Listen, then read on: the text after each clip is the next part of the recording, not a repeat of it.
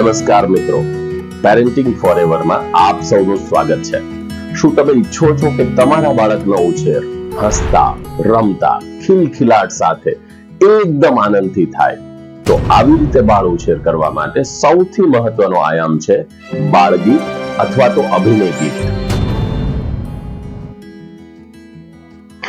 બાળકને શા માટે બાળગીત સંભળાવવા જોઈએ? બાળકને શા માટે અભિનય ગીતો કરાવવા જોઈએ? આ પ્રશ્નોના જવાબ માટે આ વિડીયોને છેક સુધી જુઓ। બાળગીત સાંભળવાથી બાળકનું શબ્દ ભંડોળ વધે છે।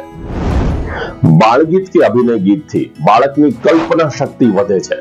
હા મિત્રો, બાળક જે કંઈ સાંભળે છે તેની સાથે તેને ઇમેજિન કરતો જાય છે। જેમ કે બાળક જો જંગલ કે પ્રાણીઓ વિશેનું કોઈ ગીત સાંભળે છે અને સાથે કોઈ ચિત્ર પણ જો જુએ છે તો આવું થવાથી બાળકની એ પ્રાણી કે પછી જંગલ વિશેની જે માનસિકતા છે તે સ્પષ્ટ થતી જાય છે અને બાળકની કલ્પના શક્તિ ખૂબ વિકસે છે। અભિનય ગીત કરવાથી બાળકનું શરીર સ્ફૂર્તિલું બને છે। હા મિત્રો, આપણો પણ અનુભવ હશે કે જ્યારે આપણે ખૂબ આનંદથી નાચી લઈએ છીએ ત્યારે આપણું શરીર છે તે બહુ જ ફ્લેક્સિબલ કે લવચીક બની જતું હોય છે। નાના બાળકના સ્નાયુઓ જકડાય નહીં તે માટે ખૂબ મુક્ત રીતે જો આપણે તેને અભિનય ગીતો કરાવીએ તો મને લાગે છે કે તેના શરીરમાં અનોખી તાજગી આપણને જોવા મળશે। બાળકને ક્યારેય શીખવાનો ભાર ન લાગવો જોઈએ। આપણે યાદ રાખીએ કે બાળકને જો બાળગીત કે અભિનય ગીત દ્વારા શીખવાડશું તો બાળક બધી જ બાબતો હસતા રમતા શીખશે અને તેની યાદ શક્તિ પણ બહુ જ તીવ્ર બનશે। બાળગીત દ્વારા બાળક જીવન અને પ્રકૃતિના તત્વોથી વાકેફ થતું હોય છે। હા મિત્રો, આપણને એવું હોય કે જીવનની બધી જ બાબતો અંગે આપણું બાળક શીખે અને સમજે તો તેને અલગ અલગ પ્રકારના બાળગીતો શીખવાડવા જોઈએ। જેમ કે પ્રકૃતિના ગીતો છે, જીવનને લગતા ગીતો છે, ઉત્સવને લગતા ગીતો છે અને કેટલાક તો આનંદને લગતા ગીતો છે। નદી, પર્વત, સરોવર આ બધી જ બાબતો અંગે બાળકને જો સમજાવવા બેસીશું તો કદાચ એ સારી રીતે નહીં સમજી શકે, પરંતુ આ જ બધી બાબતો જો તમે બાળગીતના માધ્યમથી કે અભિનય ગીતના માધ્યમથી એક્શન સાથે જો એની સાથે કરશો તો મને લાગે છે કે બાળક આજીવન આ એના જે અનુભવો છે તેને પોતાની અંદર સંગ્રહી શકશે અને જ્યારે એવું વાતાવરણ મળે છે ત્યારે એના વિશેની કલ્પના પણ કરી શકે છે। બાળગીતનો સૌથી મોટો ફાયદો એ છે કે જે વ્યક્તિ એની સાથે બાળગીતના માધ્યમથી જોડાય છે કે અભિનય ગીતના માધ્યમથી જોડાય છે તેની સાથેની બાળકની આત્મીયતા વધે છે।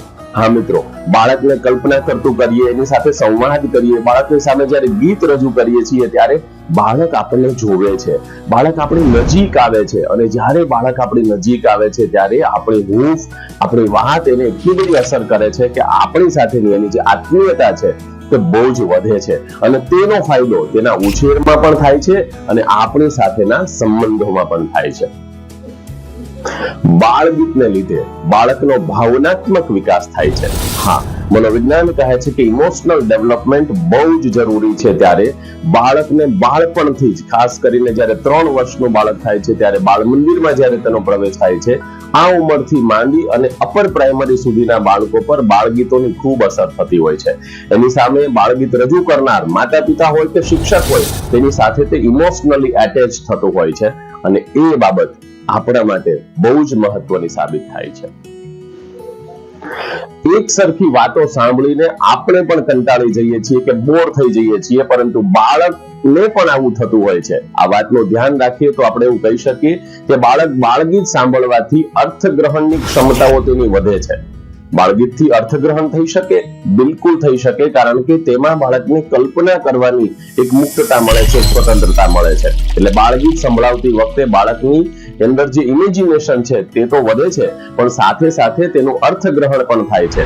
આગળ જતા જ્યારે બાળક મોટું થાય છે ત્યારે એને લગતા, એની સાથે સંકલિત કોઈ અનુભવ અથવા દ્રશ્ય જ્યારે જોવે છે ત્યારે બાળકને આ બાળગીત છે તે સીધું યાદ આવે છે અને એક પ્રકારની શિક્ષણની પ્રક્રિયા બનતી હોય છે। બાળગીતનો એક અનોખો ફાયદો છે, અભિનય ગીતનો પણ એક અનોખો ફાયદો છે અને એ ફાયદો એવો છે કે બહુ જ બધા બાળગીત કે અભિનય ગીતો સાંભળેલું બાળક એની અભિવ્યક્તિમાં તેને રજૂ કરી શકે છે. એટલે કે બાળકની સામે જો તમે બાળગીત રજૂ કરશો તો આવનારા દિવસોમાં એ પણ તમારી જેમ ખૂબ સરસ મજાની રજૂઆત કરી શકશે. બાળકના વ્યક્તિત્વમાં ખૂબ મહત્વના આયામો તમે સાંભળી રહ્યા છો મિત્રો. આટલી બાબતો જો આપણે આપણા બાળકના ઉછેરમાં ધ્યાનમાં રાખીએ તો મને લાગે છે કે આ બાળગીતો આપણા બાળકના ઉછેરમાં સંજીવની સમાન સાબિત થશે.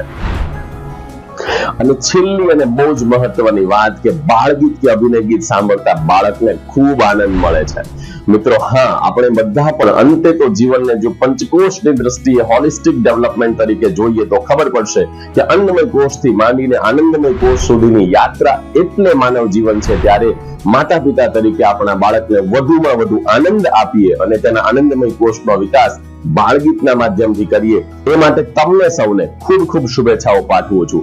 અમારા આ વિડીયોને છેક સુધી જોવા બદલ તમારો ખૂબ ખૂબ આભાર.